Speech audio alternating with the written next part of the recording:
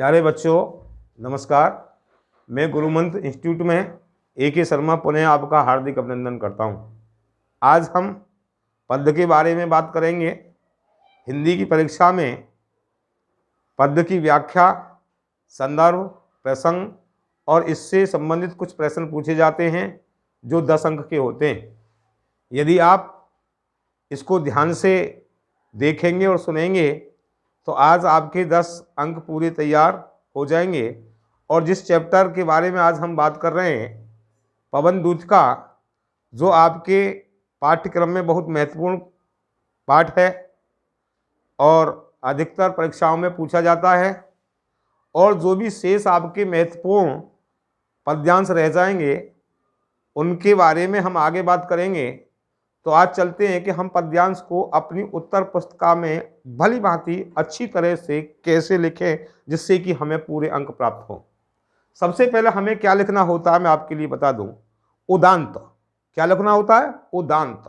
उदांत क्या होता है? उदांत होता है किसी भी पद्य का अर्थात गद्य का पहला अक्षर और अंत का अक्षर। उदांत बैठी खिन dot dot dot dot dot dot लगाएंगे कि क्रूरता से, ये हमारा हो जाता है उदांत। और उसके बाद में हम लिखते हैं संदर्भ। संदर्भ मैंने आपके लिए लिखा है, प्रस्तुत पद्यखंड हमारी हिंदी की पाठ्य पुस्तक काव्य भाग्य के पवन दूतिका नामक पाठ से लिया है, जिसे हिंदी साहित्य के श्रेष्ठ यशस्वी प्रतिभा संपन्न एवं गणमान्य कवि अयोध्या सिंह उपाध्याय हरिओद्य जी की भव्य भावनी गौरवशालिनी एवं अविश्रांत सी निर्झर लेखनी ने लिखा है। आप इसका अपने फोन में फोटो खींच सकते हैं जिससे कि आप इसमें गलती ना करें। जब हमारा किसी भी प्रश्न की प्रस्तावना अच्छी होगी तो जो हमारी कॉपी को चेक करेगा उसका मन खुश हो जाएगा और हमें अच्छे अंक मिलेंगे। इसलिए आप देखेंगे ये संदर्भ है, और आप इंटर की परीक्षा में पढ़ रहे हैं, परीक्षा दे रहे हैं, तो आपका संदर्भ भी एक अच्छा होना चाहिए। उसके बाद में जिस चैप्टर में हम जिसकी बात कर रहे हैं उसका प्रसंग हमें पता होना चाहिए कि ये कहाँ की घटना है, इस घटना में क्या है। तो जो प्रसंग होता है उस घटना के बारे में हम लिखते हैं, प्रसंग लिखेंगे। फिर उसके बाद एक दिन राधिका जी अपने घर में अकेली दुखी बैठी हुई थी। प्रातः काल की पवन राधिका के दुख को और बढ़ा देती है। तब राधा पवन को फटकार लगाती है। यानी कि राधिका जी क्या करती हैं प्रसंग में? राधिका जी दुखी मन से अपने घर में बैठी हुई होती हैं, और सुबह को जो पवन होती है, जो हवा होती है और जो आती है, वो उनके मन को और दुखी कर देती है। और जब उनका मन उस हवा से और दुखी हो जाता है तो वो हवा को फटकार लगाती हैं। इसमें हमने आपके प्रसंग में ये लिखना है, आप सभी लोगों को लिखना, ध्यान रखना है। प्रसंग के बाद में लिखना होता है हमें व्याख्या, यानी कि व्याख्या करनी होती है। जो हमारा पद दिया होता है उसकी हम व्याख्या करेंगे, और व्याख्या ठीक ढंग से लिखेंगे, साफ साफ लिखेंगे और ध्यान से लिखेंगे और समझेंगे। देखिए मैं आपको अब व्याख्या समझा रहा हूं। बैठी खिन्न वक दिवस गेह में थी अकेली। अभी किसकी बात हो रही थी? राधा की। यानी राधा जी यहां मैंने आपके लिए कि जिससे आपको कोई दिक्कत ना हो और आप आराम से इसको पुनः देख देख करके पूरी तरह से समझ लें। एक दिन राधा घर में अकेली दुखी बैठी हुई थी। बैठी खिन्न वक दिवस, वक एक दिवस, गेह माने घर में, थी अकेली, यानी राधा एक दिन घर में अकेली बैठी हुई थी। अब आगे चलते हैं। आके आंसू द्रग युगल में वे धरा को भिगोती।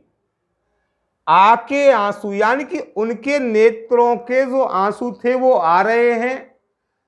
आके आंसू द्रग युगल, दोनों नेत्रों में, उनके दोनों नेत्रों में आंसू आ रहे हैं, और वो धरा को यानी कि पृथ्वी को गीला कर देते हैं, यानी कि उनके आंखों में आंसू इतने आ रहे हैं कि आंखों में से आंसू टप टप गिर रहे हैं, जिसके कारण वहां की जो पृथ्वी है वो गीली हो रही है। अगली लाइन है, आई धीरे इस भवन में पुष्प सदगंध को लेके। पुष्प यानी कि फूलों की सदगंध, अच्छी खुशबू। आई धीरे यानी कि धीरे धीरे, मंद मंद। भवन माने गृह में। प्रातकाली सुबह के समय सुपवन, मन को अच्छे लगने वाली हवा। काल यातावनों, यातावनों का मतलब होता है खिड़की, रोशनदान। तो इसका हम पूरी तरह से अर्थ कर लें, दोनों लाइनों का एक साथ हम अर्थ कर सकते हैं, कोई दिक्कत नहीं होगी।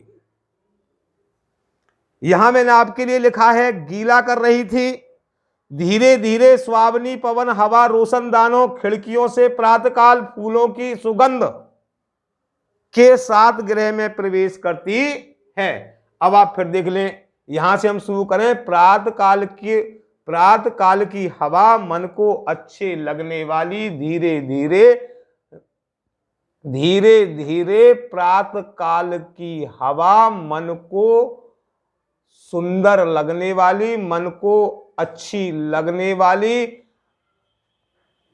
खिड़की रोशनदानों से घर में, खिड़की रोशनदानों से फूलों की सुगंध को लेकर घर में प्रवेश करती है।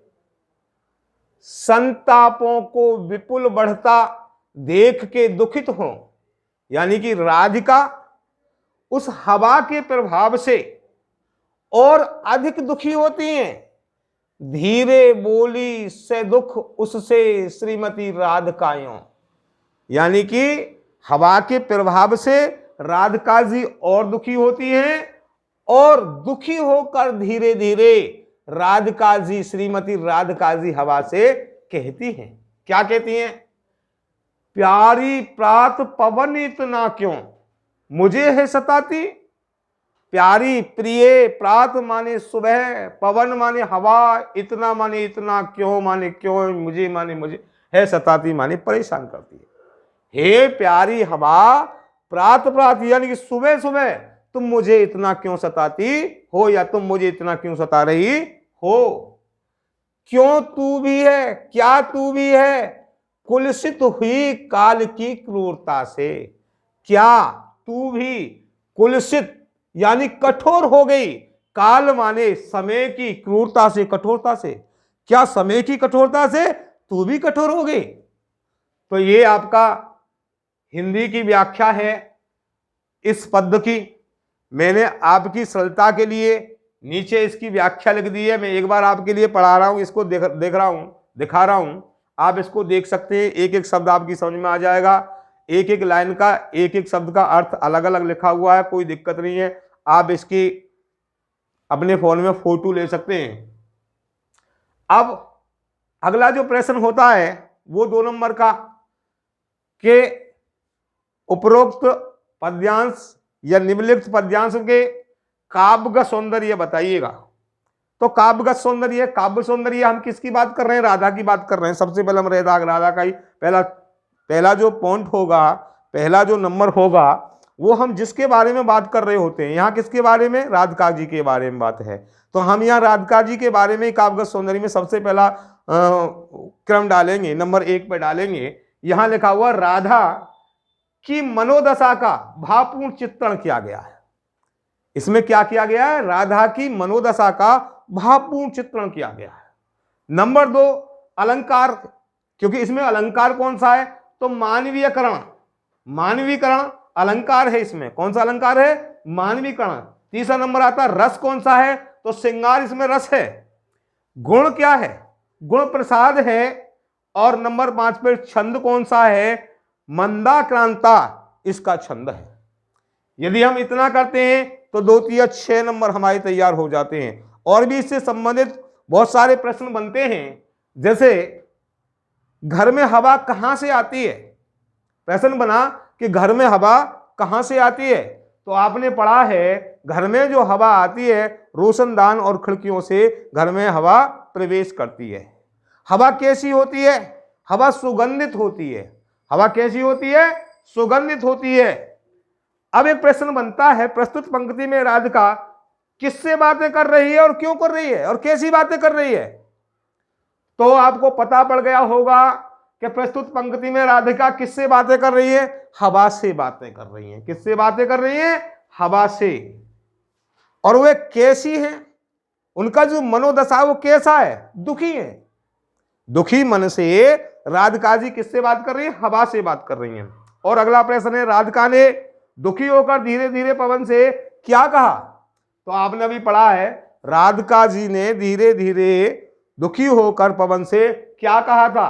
केवल एक बात कही थी कि हाँ, प्यारी प्रात पवन इतना क्यों मुझे है सताती, क्यों तू भी है कुलसित हुई काल की क्रूरता से। हे प्यारी पवन, तू मुझे सुबह सुबह क्यों सता रही है?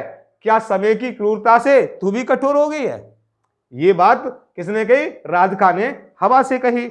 अगला है, हवा किस रास्ते के अंदर प्रवेश करती है? वो मैंने आपके लिए बता दिया। और जब आपने इसको ध्यान से, यानी हवा किस समय घर में प्रवेश करती है? हवा किस समय घर में प्रवेश करती है? तो सुबह के समय, प्रातकालीन हवा घर में प्रवेश करती है। हवा कैसी होती है? सुगंधित होती है। जितने भी प्रश्न आपके थे इसमें बनते थे वो सभी आपके प्रश्न बन गए।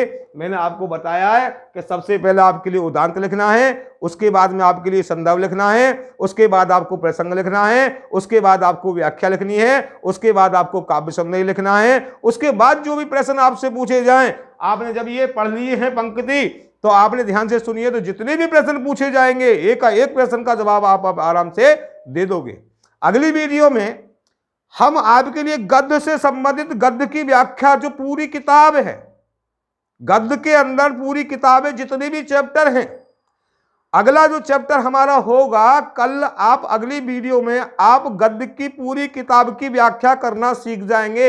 एक ही गद्यांश में पूरे गद्य की व्याख्या करना मैं अगले वीडियो में आपको बताने वाला हूं, क्योंकि आपकी परीक्षा का समय जल्दी है, इसलिए बहुत विस्तार से ना करके शॉर्ट में आपके लिए जो सिखाया जा सकता है वो मैं आपको सिखाने की कोशिश कर रहा हूं। तो अगली जो वीडियो हमारी गद्य की हो उसको देखना ना भूलें, क्योंकि अगली वीडियो में आप पूरी गद्यांश की व्याख्या करना सीख जाएंगे। यदि आपको वीडियो अच्छी लग रही है, आपकी समझ में आया है, तो मैं आपसे अनुरोध करता हूं कि आप वीडियो को लाइक जरूर करें, अपने साथियों को शेयर करें, और अगली वीडियो तक के लिए मैं आप सभी साथियों से विदा लेता हूं। धन्यवाद।